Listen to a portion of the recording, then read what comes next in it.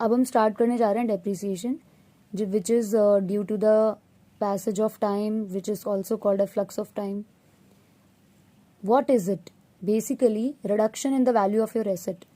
आपने आज एक चीज खरीदी, कल या कुछ समय के बाद ड्यू टू इट्स यूसेज और द पैसेज ऑफ टाइम उसका वैल्यू अब सेम नहीं रहने वाला है, राइट?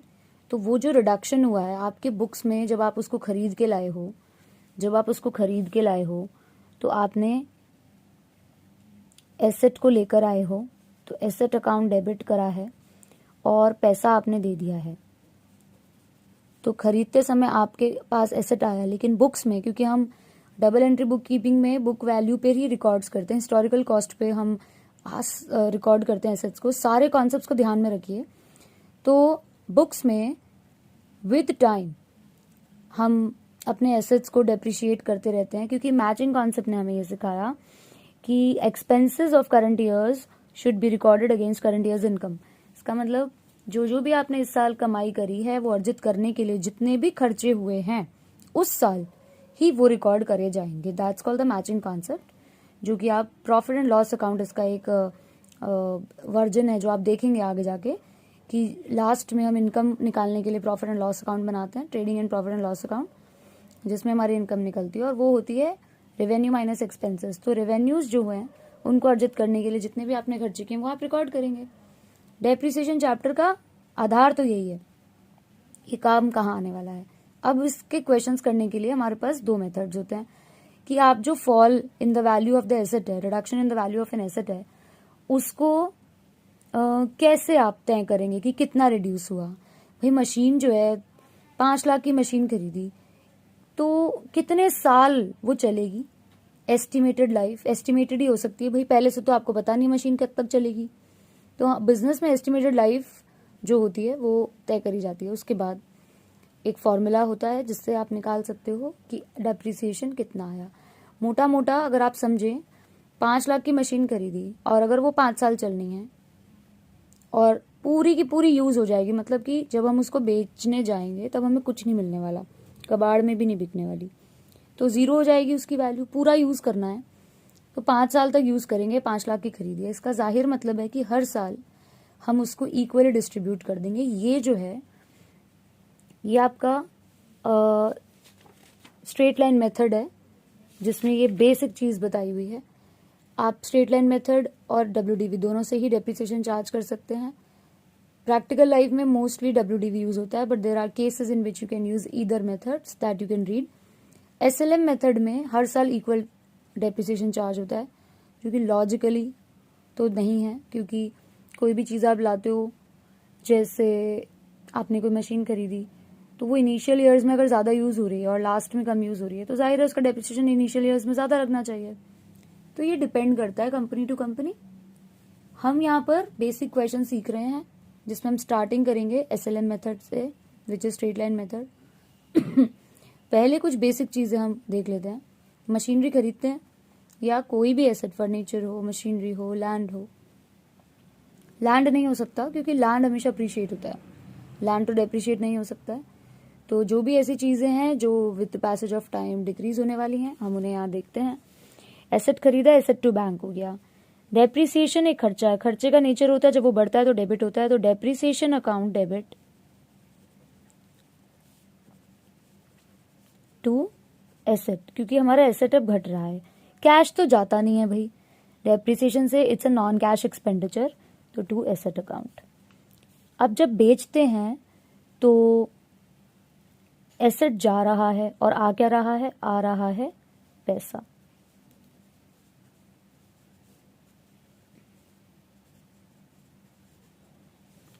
ठीक है, ये एक छोटा सा पॉइंट है, नोट करके रखें. जिस दिन एसेट बिकता है, बिकने तक का डेप्रिसिएशन चार्ज करके उसको बेचना है. ये छोटी सी बात है. Charge the depreciation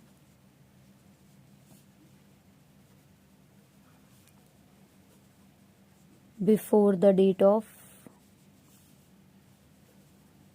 cell. अब देखो, प्रॉफिट पे अगर हमने बेचा, उदाहरण के तौर पे 5 लाख का एसेट था, खरीदा, 5 lakh debit to bank. Depreciation 1 साल बाद हमने डेप्रिशिएट कर दिया 1 लाख से, तो अब हमारा जो एसेट है वो घट गया है, तो 4 लाख करेगा। अब हमने उसको बेच दिया 4.5 लाख में। इसका ये मतलब है कि जिसकी वैल्यू ही 4 लाख थी उसको आपने 4.5 लाख में बेच दिया। तो अगर प्रॉफिट भी बेचते हैं तो एंट्री क्या होती है, bank account debit to asset account. भाई देखो, एसेट तो गया 4 लाख का, क्योंकि बुक्स में अब एसेट 4 लाख का है, क्योंकि 5 लाख का हमने खरीदा, 1 लाख का 1 साल में डेप्रिसिएशन लगा दिया, बच गई हमारी वैल्यू इतनी, और ये एसेट हमने बेच दिया 4.5 लाख में, तो ये 50,000 का हमारे पास प्रॉफिट हो गया। और प्रॉफिट जाता है P&L अकाउंट में, पूरा लिख दीजिए, profit and loss account. Loss पे बेचते, मान लीजिए 4 लाख का जो हमारा एसेट है वो बिकता 3,80,000 में, तो एंट्री होती बैंक अकाउंट डेबिट 3,80,000, परंतु एसेट गया 4 लाख वाला, बुक से तो 4 लाख का गया ना, बाकी 20,000 का डिफरेंस क्या है, लॉस, और losses are debited in nature. Profit and loss account, ये जर्नल एंट्री है। जर्नल एंट्री के बिना तो अकाउंट्स करना ही नहीं है, जर्नल एंट्री मेन है।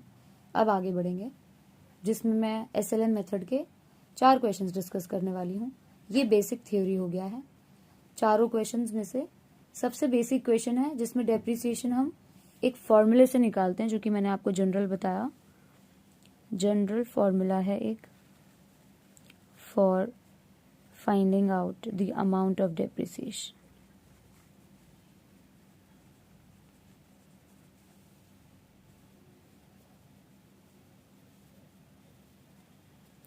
which is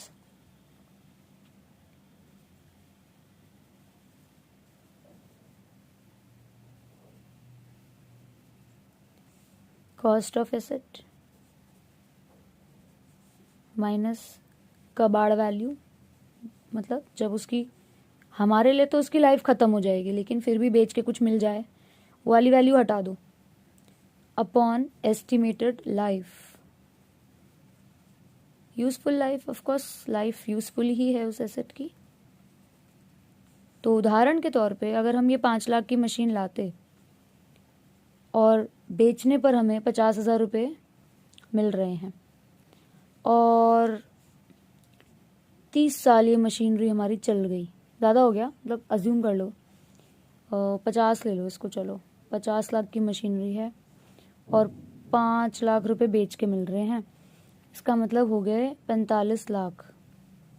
45 लाख ये वो वैल्यू आई जिसको हमने यूज़ किया कितने साल, 30 साल, तो काट दो। 1.5 लाख रुपए हर साल हमने डेप्रिसिएशन किया, और ये धीरे धीरे धीरे धीरे हर साल 1.5 लाख से ख़त्म होती गई, मतलब 1.5 लाख से रिड्यूस हो गई, क्योंकि हमने उसको यूज़ कर लिया। मैचिंग कॉन्सेप्ट के अनुसार हमने उसको हर साल खर्चा मान लिया, नॉन कैश खर्चा। तो हमारी 1.5 लाख 30 साल तक यूज़ हो गई, 45 लाख की मशीनरी ख़त्म हो गई, बची 5 लाख की, जो हमें वापस मिल गई। 50 लाख की चीज़ थी, 45 लाख यूज़ हो गई, 5 लाख स्क्रैप में, कबाड़ में बेच के हमें वापस मिल गए। इस तरीके से हम चीज़ों की वैल्यू को बिजनेस में रिकॉर्ड करते हैं। Let's begin with a question. As you can see, this is a solved question here, so I will try to explain this ताकि आपको बेसिक अकाउंट बनाना आ जाए। देखो, 1 अप्रैल, सबसे पहले क्वेश्चन को एक बार रीड करते हैं और धीरे धीरे स्टोरी बनाते हैं। तो स्टोरी मेकअप कैसे करते हैं? On 1 April 2009 x limited purchased a plant and machinery for 43,000। ठीक है, तो हम इलस्ट्रेशन नंबर 2 कर रहे हैं, और 1 अप्रैल ये हमारी DK गोयल है, 2015 का एडिशन है। देखिए 1 अप्रैल, तो डेट लिखते जाइए। 1 अप्रैल 2009 में हमने, मैं इसको M1 बोल देती हूँ, मशीनरी 1, ठीक है, कितने की खरीदी? 43,000 की, ये हमने बाय करी है। ठीक है, और इसकी लाइफ दी हुई है इन्होंने 10 साल, और लाइफ है इसकी 10 साल, और स्क्रैप वैल्यू इसकी दी हुई है इन्होंने हमें 3000, ठीक है, ये हो गया। दूसरा है ऑन 1 अप्रैल, ये क्वेश्चन आप चाहें तो नोट कर सकते हैं, तो बहुत बेसिक क्वेश्चन है, स्टार्टिंग के लिए कराया जा रहा है बस, ठीक है। 1 अप्रैल 2010, ओके, बिल्कुल नेक्स्ट ईयर। तो ये हो गया हमारा 1 अप्रैल 2010। इसमें हमने एक और मशीनरी खरीदी है 25,000 की, जिसकी इफेक्टिव लाइफ 15 साल है, स्क्रैप वैल्यू है। तो ये सब चीजें सारी की सारी सेम है। ये इन्फॉर्मेशन आपने लिख देनी है, बाय है, लाइफ इसकी 15 साल है और इसकी स्क्रैप वैल्यू है 2,500 रुपये। नेक्स्ट 1 अक्टूबर, ये मिड ऑफ द ईयर है। ये बहुत सारी इंपॉर्टेंट बातें जो आपको मैंने इसीलिए ये करा रही हूँ ताकि बहुत बेसिक बेसिक चीजें पता लगे, तभी आप बड़ी चीजें कर पाएंगे। पहले छोटी छोटी चीजें करिए। 1 अक्टूबर को 2011 में a new machine was purchase for 12,000 of which scrap value will be this, effective life is this. तो ये एंट्री हो गई जो कि हमने खरीदी है 12,000 की, ठीक है। और ये भी हमने खरीदी ही है, लाइफ है इसकी 20 साल और इसकी स्क्रैप वैल्यू है ₹2,000। क्या मांग रहा है हमसे? हमसे मांग रहा है plant and machinery account up to 31 March 2013 if depreciation is provided on straight line method. सारे ही क्वेश्चंस आज की वीडियो में स्ट्रेट लाइन मेथड के हैं। Accounts are closed on 31 March every year. तो आपको नीचे छोटा सा जानकारी लिख लेनी है, हैशटैग लगा लो या जो भी सिंबल बनाना है। SLM मेथड है और डेप्रिसिएशन जो है वो जिस रेट पे है वो भी लिखते हैं हम, लेकिन इस क्वेश्चन में रेट क्यों नहीं है? Because we are to find out the depreciation using this formula, cost of assets, scrap value upon estimated life. This is one method in which the depreciation is given annually. And in straight line method हर साल depreciation same होता है। तो आप ये तरीके से निकालेंगे इस क्वेश्चन में, बहुत बेसिक है। और हमें बनाना है केवल एक account, plant and machinery account up to 31 March 2013।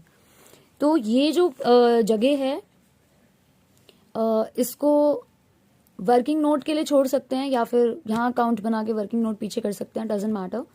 तो मैं ये जो जगह है इसे वर्किंग नोट के लिए छोड़ रही हूँ और यहाँ अकाउंट बनाने जा रही हूँ। So the account is plant and machinery account. Format सभी को पता है, लेजर बनाया है, सारे के सारे अकाउंट्स का वही फॉर्मेट है। तो ये है प्लांट एंड मशीनरी अकाउंट। आप चाहें तो लिख सकते हैं in the books of x limited. ये क्रेडिट, ये डेबिट सबसे पहले, उसके बाद यहाँ पर आते हैं 6 कॉलम्स विच इज डेट, जो कि बहुत इंपॉर्टेंट है, ध्यान रखेंगे। मैंने बताया था मिड ऑफ द ईयर और इसके बीच में आ रहे हैं। लेफ्ट वाला जो पर्टिकुलर्स का कॉलम है वो चाहे आप थोड़ा छोटा बना दें, चलता है। अमाउंट भी ठीक ठाक बनाना है हमें, डेट से थोड़ा सा बड़ा और पर्टिकुलर से थोड़ा छोटा। फिर से डेट आ गई है। राइट वाला जो पर्टिकुलर्स का जो कॉलम है उसको तो आप बिल्कुल ही स्क्वीज नहीं कर सकते हैं, हाथ से ही बनाएं। रुपीस, ये डेट हो गया आपका, ये पर्टिकुलर्स, ठीक है। This is the basic format. अभी ये वाला क्वेश्चन करेंगे इस वीडियो में। For the rest of the questions I will upload another one. Let's start. सबसे पहले आपको इस कहानी के अनुसार चलाना है सारा क्वेश्चन। ये तारीखें, ये वैल्यूज, कौन सी मशीन है, ये बहुत इंपॉर्टेंट है। तो आपका साल शुरू हो रहा है 1 अप्रैल 2009 और आपको लास्ट तक बनाना है 31 मार्च 2013, डोंट फॉरगेट। तो 1 अप्रैल 2009 को मशीन खरीदी। ये एंट्रीज को ध्यान में रखना है बस, और कुछ नहीं है। 3 चीजें, डेट्स, ये स्टोरी, ये एंट्रीज और आपका वर्किंग नोट और अकाउंट्स, बस और कुछ नहीं। देखो, सबसे पहले साल का पहला दिन आपने एक मशीनरी खरीदी। ये जो है एंट्रीज करनी नहीं है, इनको सीधा लेजर पोस्ट करना है। जो बच्चे करना चाहते करें, और कर करके ही आपकी स्पीड धीरे धीरे बढ़ेगी अगर जनरल एंट्रीज थोड़ी सी वीक है, ठीक है। शुरू के क्वेश्चंस में तो आई वुड सजेस्ट कि आप जनरल एंट्रीज करें। तो मैं जनरल एंट्री नहीं कर रही हूँ, I am directly speaking about the entries and then I am posting it directly. तो 1 अप्रैल 2009। सो डेट डालेंगे कहाँ पे? मशीन खरीदी है, आई है, तो 2009 April 1 bank account. What is the entry? Asset account debit to bank, because हमारे बैंक से पैसा गया. अज्यूमिंग कि बैंक से ही गया, आजकल सब डिजिटलाइज हो गया है वैसे भी. To bank account. अब ब्रैकेट में ना लिखते जाइए for your ease. This is your first machinery and you bought it at the rate of 43,000. ठीक है, this is the first entry. Now अब आपको इस तारीख से जो साल का अंत है विच इज 31 मार्च 2010 तक, अगर कोई और हलचल नहीं हुई है, कोई और मशीनरी खरीदी नहीं, बेची नहीं, तो सीधा ईयर एंड पे आप आ जाएंगे. तो ईयर एंड जो है हमारा, क्योंकि हम देख सकते हैं कि तारीख कहानी में जो स्टोरी लाइन है उसमें अब सीधा अगले साल का बिगिनिंग, मतलब बिगिनिंग में ही कुछ हलचल हो रही है, यानी पूरे साल तो कुछ नहीं हुआ 2009-10 में. तो आप सीधा साल के अंत में कि जब हम डेप्रिसिएशन चार्ज करते हैं, it is charge either before the date of sale और at the end of the year. ठीक है, ये ध्यान रखना है. सेल से पहले जस्ट तक डेप्रिसिएशन लगता है और जनरली जो डेप्रिसिएशन है वो eight the end of the year लगना है नॉर्मली. ठीक है, तो लेट्स डू दैट. 2010 मार्च 31, क्योंकि हमारा जो काउंटिंग ईयर है वो यही है, इन्होंने बोल दिया है. Accounts are closed on 31 March every year. Let's do it. 31 March को लगाएंगे क्या? डेप्रिसिएशन. डेप्रिसिएशन की एंट्री क्या है? Depreciation account debit to asset. Depreciation account debit to asset. इसका ये मतलब है कि डेप्रिसिएशन तो खर्चा है, एसेट अकाउंट हम बना रहे हैं वो क्रेडिट होगा, क्योंकि एसेट घट रहा है बिकॉज ऑफ डेप्रिसिएशन. तो बाय डेप्रिसिएशन कितना, वो हमें इस क्वेश्चन में इस फॉर्मूले से निकालना पड़ेगा. तो हम यहाँ पर वर्किंग नोट शुरू करें. स्टोरी लाइन के लिए कोई वर्किंग नोट देने की जरूरत नहीं है, it's your wish, it's a presentation style. Working notes. अब आपको यहाँ पर जो डेप्रिसिएशन अमाउंट लिखना है उसके लिए आप वर्किंग नोट बना रहे हैं. This is working note number 1. Let's do it. तो हमारा जो डेप्रिसिएशन है,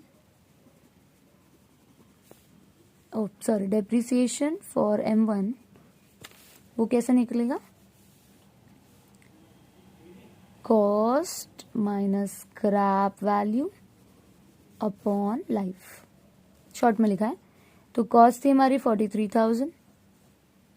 स्क्रैप वैल्यू हमें पता है कितना तो मिल ही जाएगा और 10 साल हम यूज करेंगे, यानी जाहिर है इतने की खरीदी, इतना हमें पता है हमें लौट, मतलब हमें मिल जाएगा वापस. 40,000 की जो मशीनरी है उसको हम 10 साल तक यूज करने वाले हैं. इसका मतलब 40,000 को over 10 years we are using, तो 4,000 per year. That's called the depreciation amount. अब ये डेप्रिसिएशन अमाउंट जो है वो हम इसको यहाँ पर डालेंगे और ये हो जाएगा बाय डेप्रिसिएशन 4,000 रुपीज. और ईयर एंड पे हम अकाउंट्स क्लोज करते हैं. तो मार्च 31 को ही बाय बैलेंस. क्यों मैं बाय पहले से लिख रही हूँ, क्यों नहीं देखा मैंने डेबिट और क्रेडिट? क्योंकि एसेट है, एसेट का तो डेबिट बैलेंस ही होता है कि नहीं? मशीन का डेबिट बैलेंस ही होगा, डेबिट साइड ज्यादा होती है मशीन की. तो by balance CD carried down, that is 39,000. अब ये ईयर क्लोज. ये बेसिक लेजर है, शुरुआत से देखेंगे, कभी तकलीफ नहीं होगी आपको लेजर में, और अकाउंटेंसी में फुल मार्क्स स्कोरिंग है बिल्कुल. अब आ जाओ 2010. ईयर बिगिन हो रहा है April 1st. To balance BD and this is your 39,000 worth of machinery on this date. आज इसकी वैल्यू इतनी है. ठीक है, आज की तारीख में इस मशीनरी M1 की वैल्यू इतनी है. अब इस तारीख को हलचल कुछ और हुई है, तारीखों का बहुत ध्यान रखना है. हाँ जी, एक और मशीनरी खरीदी है 25,000 की. तो let's record it in the same manner. फिर से April 1st to bank account, because machinery account debit to bank account. This is your M2 worth 25,000. Right.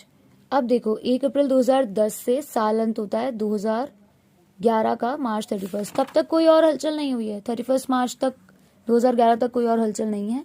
तो हम सीधा का सीधा आ जाएंगे साल के अंत में और हम लगाएंगे इसमें मार्च 31 को. ईयर एंड पे हम लगाते हैं क्या? डेप्रिसिएशन. तो depreciation account debit to machinery. अब मेरे पास दो मशीन है, एक M1 और एक M2. तो M1 पे तो हर साल हमारा 4,000 रुपये लगना ही है साल भर का. एक साल का लग चुका है, दूसरे साल का अब है. और M2 पे हमें निकालना पड़ेगा क्योंकि हमारी अभी फ्रेश है मशीनरी. इसका वर्किंग नोट अभी बनना रह गया है. तो ये निकलेगा depreciation for M2, that is again the same. ये बहुत बेसिक क्वेश्चन हम कर रहे हैं जिससे आपको समझ में आएगा। पहले एक चीज का अभ्यास होगा ना, फिर आगे करेंगे। 25,000 खरीदी, 2,500 रुपये हमें मिल सकते हैं, और ये हम 15 साल मतलब 22,500 की मशीनरी 15 साल लेंगे तो 1,500 रुपये पर ईयर का डेप्रिसिएशन आएगा। Let's record it here. और अब मार्च 31 को by balance CD M1 M2। M1 का कितना रह गया 39,000 में से। अब ये फर्दर देखो, ये आज की तारीख का है और एक साल का डेप्रिसिएशन 4,000 लगा, तो ये रह गई हमारी 35,000 की। ये एक तारीख को इतनी थी और साल भर डेप्रिसिएशन लगा 1,500 रुपये। इसका मतलब ये रह गई अब मेरी 23,500 की। तो ये हो गया 500, 5 3 8, 3 2 5, और ये दोनों ही साइड्स आपकी हमेशा इक्वल आएंगे।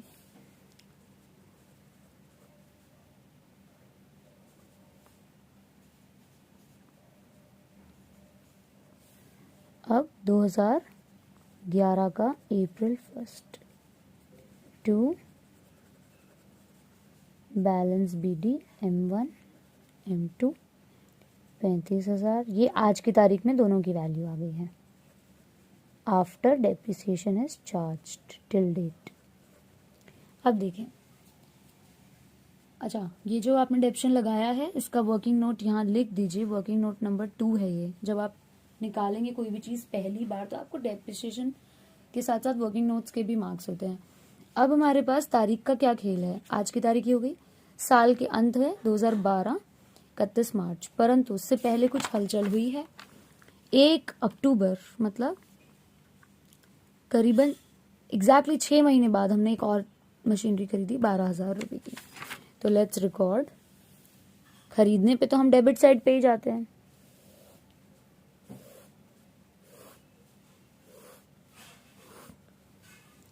Let's record. This is October 1st to bank account, and this is your M3 for 12,000 rupees. अब अक्टूबर 1 2011 के बाद और कोई स्टोरी लाइन नहीं है। अब सीधा आ जाइए ईयर एंड पे। तो ईयर एंड है 2012 मार्च 31, पूरा भी लिख सकते हैं। ये हो गया आपका डेप्रिसिएशन चार्जिंग टाइम।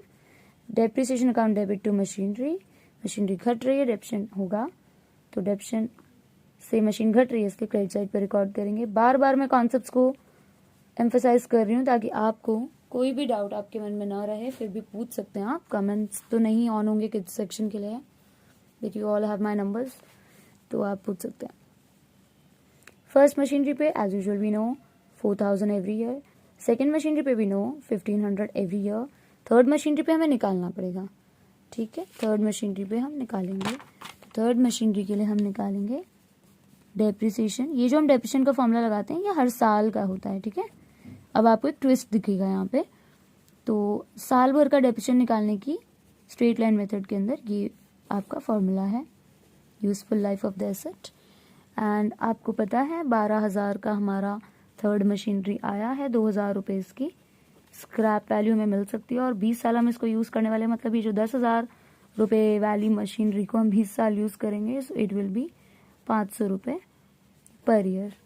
अब ये 500 रुपये पर ईयर जो है वो यहाँ पर 500 नहीं आएगा। बताइए क्यों? क्योंकि ये तो साल भर का डेप्रिसिएशन है और हमारी मशीनरी जो है 1 अक्टूबर से 31 मार्च 2012 तक सिर्फ 6 महीने का पीरियड होता है। इसका मतलब ये वर्किंग नोट नंबर 3 में हम गए और 500 रुपये का हमने आधा कर दिया है। तो यहीं पे लिखिए फॉर 6 मंथ्स। ये 500 साल भर का है, मतलब ये 12 महीने को दर्शा रहा है और हमें केवल 6 महीने का चाहिए, तो इसका मतलब 250 रुपये। तो ये वर्किंग नोट में दिखा देंगे, तो यहाँ खिचपिच नहीं करना पड़ेगा। This is your depreciation.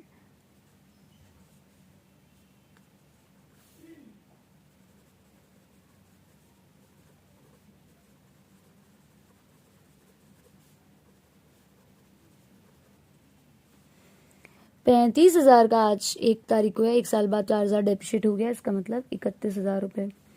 23,500 की है M2, इस 1 अप्रैल 2011 को 1 साल का डेप्रिशिएट लगा 1,500 रुपये, तो ये रह गई आपकी 22,000 की। 12,000 वाली 1 अक्टूबर को ली थी, 6 महीने का डेप्रिशिएट लग चुका है, तो ये हो गई आपकी 11,750।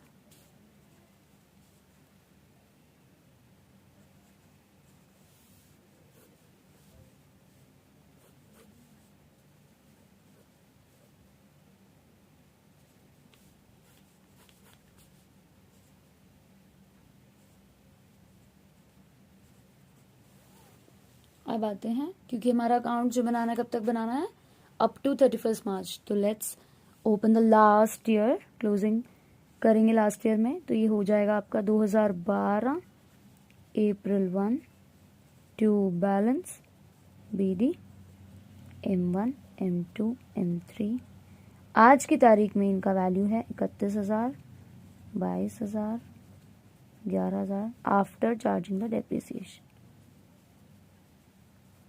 साल भर कुछ हुआ नहीं है, बहुत सिंपल क्वेश्चन है। आगे आगे देखेंगे हम, बहुत सारे चेंजेस आते हैं, पर ये बेसिक है। This is the basic journal treatment which I am explaining in this question.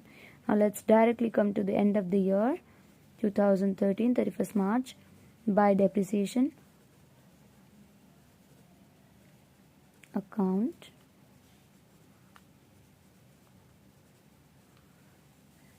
M1 M2 साल भर का लग रहा है, ध्यान देंगे, तो इस पे 4,000 फिक्स है, इस पे 1,500 फिक्स है, और इस पर साल भर का 500 रुपया फिक्स है।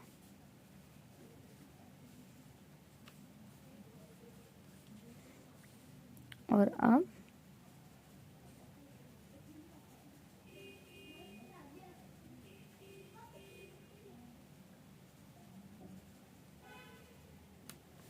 इकतीस आज की तारीख में है, आज की तारीखें बड़ा ध्यान दें। 31 2012 अप्रैल 1 और 1 साल में 4,000 और डेप्रिशिएट हो गई फर्दर डाउन, तो ये रह गई 27,000 की। 22,000 वाली और घट गई, तो 20,500 की रह गई। 11,750 में से 500 गई, 11,250 की रह गई, तो ये हो गया 750, 8 2 2 4 1 5। ठीक है,